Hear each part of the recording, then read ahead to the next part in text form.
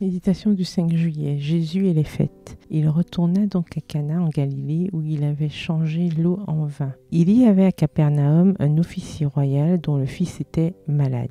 Jean 4, le verset 46.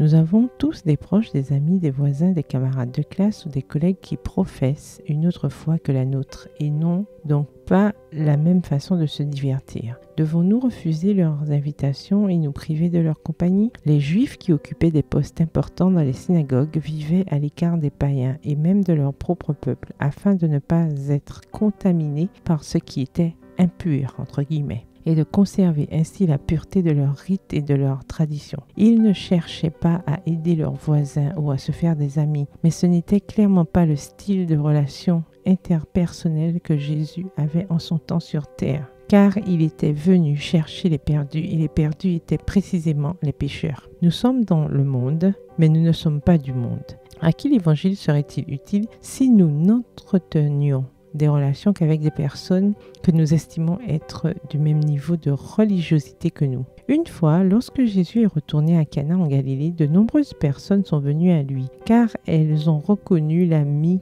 qu'elles avaient rencontré lors d'une fête quelques mois plus tôt. Jésus avait été invité à un mariage parce que Joseph et Marie étaient des parents des mariés. Un fonctionnaire du roi qui vivait à Cana à l'époque avait son fils à Capharnaüm, malade et à l'agonie. En raison de la manière dont Jésus s'était comporté, ce fonctionnaire a cru en lui et le miracle de la vie a été accordé à son fils. Il ne s'agit pas de nous accorder le droit d'assister à des fêtes où la présence de Jésus n'est pas la bienvenue. Il serait illogique et trompeur de penser que je peux aller dans une discothèque ou un bar parce que je veux montrer l'amour de Dieu à mes amis qui ne savent pas s'amuser autrement. Il s'agit dans des contextes familiers de ressembler davantage à Jésus et moins aux chefs religieux de son époque. Faites que votre présence donne envie à ceux qui ne connaissent pas Jésus de le connaître. Faites de votre présence l'occasion d'être une digne ambassadrice de la patrie céleste.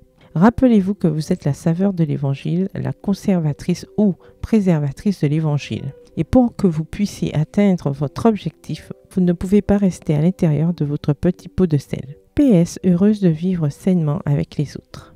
Bonne journée, que l'Éternel vous bénisse.